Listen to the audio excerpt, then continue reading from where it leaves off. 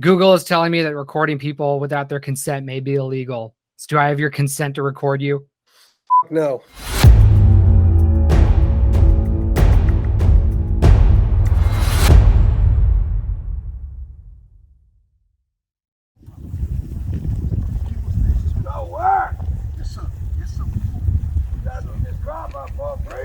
All right, we're rolling. So we'll take. Morning. It's freezing again. Yeah, I'll warm up. How's the new guy? He knows what he's doing. Guys? Yeah. And then KK will sit right next to you in front, okay? All right. KK's right there. All right, so I am with Andrew Treglia, right? That's the right pronunciation? Treglia, that's the way you pronounce it when you speak English. Jones Plantation. Let's talk about it. When did I'm editing it right now. When did you come up with the idea? Or like what hit you when you wanted to make this movie? Why make this movie? Well, we went down to I drug Doug down to Acapulco, Mexico, in February. It was February 2020, right before all the COVID horse shit. Right before it. And I mean, it was lucky we went when we did. There was a conference there, and I had an idea for this documentary kind of thing called Democracy Down. So I was going to make this documentary film called Democracy Down. I was going to interview people from all over, all different political spectrums. So I was going down there because this is an anarchist conference. I interviewed Larkin Rose, and then we talked about in the interview how pernicious the slavery that we live in today is. Yeah, it doesn't hurt. You're not getting whipped. You don't have to work 20 hours a day and 7 days a week and all that, which is great. But it's more pernicious because you can't see the change. You can't see the whip. It's mental control. It's brainwashing. It's deeper. So he was like, yeah, that's funny. I have an animated little bit. I mean, you can see it on the interview, on the Democracy Down interview. He talks about it. I have this little animated thing called Jones Plantation, and that's exactly what the film's about. It's a little animated thing. So we went and watched it. It's kind of viral. It's got like 500,000 views, on the main video, and then there's a bunch of people that reposted it. And I was like, man, that'd be a really good short film. And then, as the time went on and we were flying home, like, that'd be a really good feature film, actually. And then I was like, why don't we do an Indiegogo? And it turns out Larkin lives here. So I hooked up. I reached out to him and I said, hey, I want to make Jones Plantation a feature film. We'll do an Indiegogo, yada, yada, yada. And he's like, let's do it. So here we are. So why the Jones Plantation then? What about that because you said that you had to decide what kind of filmmaker you want to be. What about the Jones Plantation made you go, this is it? This is the movie? I mean, there's a lot of different films I want to make. This was one of them. I had the idea. I don't know. God, the idea came into my soul, and I said, let's do this. And it happened. I've got a lot of different ones I want to create. This is the one I'm doing right now. When inspiration hits, usually something about it speaks to you. In talking to everybody else making the Jones Plantation, there's obvious allegory and subtext in the movie, and I'm sure that part of that had to do with why you wanted to make this movie. What I liked about this is that it has a real Trojan horse quality to it. Where you think it checks all the boxes, evil white people, slavery, all that good stuff that they love. And you're going in the film, you're thinking you're watching a slave film, and you're watching something completely different. So I thought it could bring a lot of people along, that if you made some sort of pandering thing, government-y type thing, nobody would want to watch. This actually will be an entertaining film, hopefully. That was the plan. And then there's a lot more going on besides the real-time action of the plot. You see what I mean? So, but the real-time action of the plot needs to be interesting. But some people will get it right away. Some people will maybe a week later watch and go, whoa, kind of like The Matrix. I'm not comparing the film to The Matrix, but I'm saying the ethos where you go and you watch that film and then you realize there's a lot more going on there besides the real-time action of the plot. So I thought this could it could be a month, a week, that day, it's going to hit people and go, oh, wait a minute. Oh, that's what that film was about. that I see what they're doing now, and hopefully they'll. Once you see it, you can't unsee it. So hopefully they'll see it. That's You good. know what I mean? You can't Yeah. unsee the shit once you see it. Right. Once you see the matrix for what it is, once you see how the people that rule the world, what they're doing, you can't unsee it. So is it better or worse to be in the matrix? I don't know. I mean, there's that famous scene in the Matrix where he's eating that steak and he's like, I know this steak isn't real, but ignorance is bliss. The Matrix is telling my brain that it is juicy and delicious. After 9 years, you know what I realize?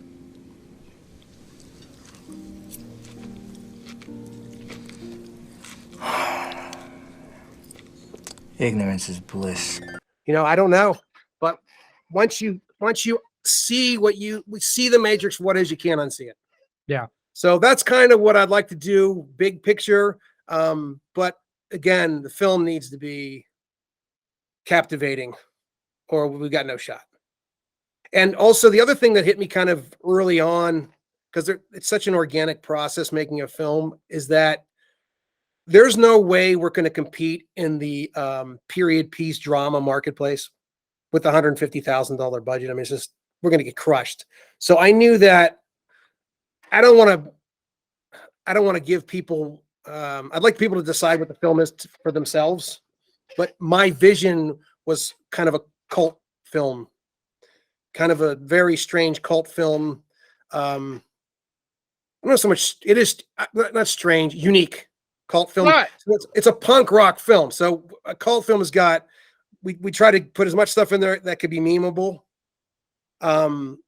There's every kind of genres in there. You've got drama, you've got a little bit of horror, terror, comedy. It's a lot funnier than I think people are going to realize until they start watching it. I mean, Palmer or Lee Goldman is pretty hilarious in the film. And so it's fun because there's them sitting up in the mansion, and then you've got the workers down in the fields and down in the huts, and they're having a horrible time. And so all of our great dramatic scenes, most of them are down there in the huts, and then the funny shit is up in the plantation house when they're having a ball. So like and the film is an allegory of the world we're living in now, and so that matches. That's what's happening now. I mean, these people that run this control system are having a blast. They can do whatever they want. They never get in trouble. They have all the money and other resources that they could possibly have their hands on. They could break any law they want, do whatever the hell they want, say whatever the hell they want. I mean, you have to be a special kind of weirdo because they lie for a living. They lie every single day. Almost every word that comes out of their mouth is a lie. So you have to be a kind of a psychopath. Not every sociopath is a psychopath, but not every sociopath is a psychopath, but every psychopath is a sociopath. And you can pretty much be sure that 98% of the people in Washington D.C. are at least sociopaths. Yeah, so I mean, they're having a ball. I think so. You know, when you get to that type of power and that type of immunity, I mean, just look at the former vice president's son. You know, I mean, like that's just a shining example of, what you were just saying about how, they can just say and do anything they want and there's absolutely no repercussions. None. Who's that guy that slept with a Chinese spy? Swalwell. I mean, like, why isn't he in jail? I mean, and it's just, how do you, I guess I should say, when it's so blatant already, when it's absurd, when it's already there, what do you think the Jones Plantation is going to help do for the normies? Let's just use the term. What is the Jones Plantation going to do that's going to, let's say, I don't even know what pill it would be, because I don't think the film's a red pill. But like, what do you think the Jones red pill? A little bit. All right. Well, let's just say what kind of pill would you say it is? I mean, I guess well, you wouldn't really know. I don't know because I haven't seen it. You know, like I saw what you guys were filming and all that, but I haven't seen the actual film yet. And this is going to come out before the film is out. Right. So.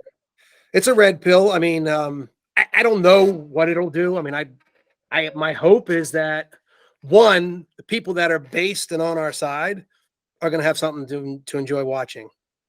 And then two, hopefully we like Charles said, we can change hearts and minds. we can open up as many minds as possible. Once you can turn that light on and see what's going on and see that you are living in occupied land. Once you see that, then you can at least move through the world with some truth. And Right. so if we could keep opening up minds, eventually it'll change. Whether or not, we'll see how good it is. But I can tell you this, there's nothing like this film that's ever been made.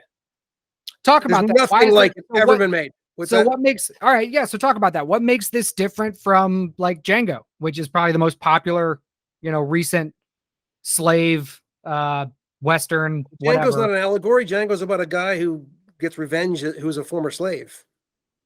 Okay, so there's no- just because of the allegory, that's the only reason why it's different. Yeah, I mean, it's also I mean, the whole deal with Smith showing up and turning the plantation into a democracy. I mean, there's nothing like that. There's never been anything like that. I mean, I've looked pretty hard. I haven't found anything remotely. There might maybe something in, I highly doubt it, but maybe some obscure Asian film or something that I'm not aware of. But nothing in the cultural milieu has ever been anything like this film, where you have a guy show up and the things, the story and the dialogue and the things that occur in the film. It's very unusual. It's punk rock film, man. It's a punk rock film. What's the runtime looking? Probably like 90 minutes. That's Right, you good. Honestly, I was just having a conversation with somebody else the other day, and we were actually talking about how we miss the 90 to 100-minute length films. Instead of like the anymore. 3-hour stuff they're doing now. Yeah, man, everything is at least 2 hours anymore. Yeah. And it's like, And then these 2 guys are hours, winning. How are you going to win an editing Oscar when your film's 3 hours? That makes no sense. we were talking about how long it is, and you said it's probably going to be about 90 minutes. I want to keep it 90 minutes, like you said. I want it fast. I want to get in and out. I want every scene to be bop, bop, bop. Like you come in late and leave early every scene. So it's just like this smorgasbord of action, and not action, but of cinema. Smorgasbord of cinema. That's what Jones Plantation is going to be. Well, that's good. I mean, like I said, I was just talking to a friend, and we did miss those movies that came out, and they were only, they're 90 to 100 minutes long. So that'll be refreshing to be able to see a movie like that also, has like a, clear and concise allegory to the film. You want to get into that production? That production was, I mean, let's get into it. My grandfather had to go work from Western Pennsylvania, and his family, they're from Italy. So nobody spoke English in the house, and so he had to take care of the family. So he had to go work in a coal mine when he was 12. Wow. And so anytime I think about things being hard, I just go, my grandfather worked in a coal mine. That was back when they just stuffed you in a wood shaft and threw you down the hole, and you came out covered in black. It's hell. Right. But that said, that was by far one of the hardest fucking things I've ever been involved in, was that production. That was insane. When it's hard on set, and when there's conflict, and when you have to get creative in order to achieve certain things, I think a better product does come out of that. You need to be given miracles while you're shooting, and then that you're on the right track. Perfect example is scene 25. I don't know if you remember this scene. You were there. This was the one where they accused the guy of stealing the Jones Plantation's credits. Yes. I have irrefutable proof that someone yesterday went into that barn and they stole some of those Jones Plantation credits right out of the till. We decided, so we're getting ready to shoot that scene. We had like an hour of light left. We got actors that can't remember their lines. And I said before I called action or go, whatever I do, if we get this, it's a miracle. And the first take, we got it. We did 4 takes. The first take, and I don't know if to listen to the raw footage if you can hear me, but I go, it's a fucking miracle. I don't know if you remember that. And I was like, okay, we're on to something here, because we got that scene. I couldn't believe it. And it's, by the way, one of my favorite scenes in the film. So talk about because this is something that a lot of indie films, struggle with. And Mind My Cat, he understands that I'm busy, so he wants to ruin it. Okay. But talk about pre-production for a film like this. You said you did Indiegogo. Is that the only way that you generated money for this, or did you have to go out and find investors or producers or whatnot? Like how did the financing phase of this film come together, and what was that like? Well, it was mostly Indiegogo. How was the crowdfunding process like? I mean, what was that like for a movie? Because a lot of movies try to do crowdfunding, and unfortunately, a lot of them fail. So, what made the Jones Plantation succeed? Larkin Rose. Okay. Get somebody involved that's got an online following. God bless you, and God bless this glorious plantation. This is a based film. If we make money and prove that we can make money, I want to build outside of the completely captured Hollywood system. We were talking about money and how the Jones Plantation got funded. Speaking of, do you see the Jones Plantation flag behind us? Yeah, I designed that. It's a good, and then it's a good design. Tina Barbary made it. She painted it. She was a costume designer. Black and yellow is relevant colors. I'm from Pittsburgh. I always use black and yellow. Ah, Jesus! I designed that in like 5 minutes. That flag. So getting back to producing the actual film itself. Okay. So you're all set. You got, when you were looking for a place to shoot the Jones Plantation, why did you land in Natchez, Mississippi, and whatever that town in Louisiana? What? Oh, was the town called Frogmore? Yeah. Well, no, the plantation was called Frogmore. Town's plantation called Faraday. Faraday. So Yeah. so how did you guys land on Faraday and Natchez? I originally went and looked at a plantation in Georgia, and I was going to shoot. I couldn't find a place that had a good plantation house and a good plantation. I just couldn't find them. So originally what's that? Here's One of the other. Yeah, there was a couple places that had that were they shot the place they shot 12 Years a Slave. Like, I don't know if we could afford it. And we could have shot it and the audience wouldn't have known it was the same location, but they have so much stuff they shoot there. There's a couple plantations that everybody shoots at, and they're kind of with one, they're more expensive, and two, they're kind of blasé about it. They're not interested. Whereas the people at Frogmore were excited about it because nobody really shoots there. You know what I mean? And then so I was going to shoot the house in Georgia, but the plantation was okay in Georgia, but okay, not as good as the one we had in Frogmore. But the house wasn't. The house was really great on the inside. The outside it's a great house, but it wasn't what I was looking for. And then so when I went to Frogmore to look, I passed through Natchez, and Natchez, Mississippi, at one point was the richest city per capita in America. Oh, I didn't know that. Yeah. And so what happened was when they went and burned and killed all those people in the South and burned their farms to the ground, they never took a right. So they left Natchez alone. So that's why there's all those plantation houses there. And how I fell upon Auburn is it's beautiful on the inside. I like the fact that it needed some remodeling on the outside because they're in financial trouble.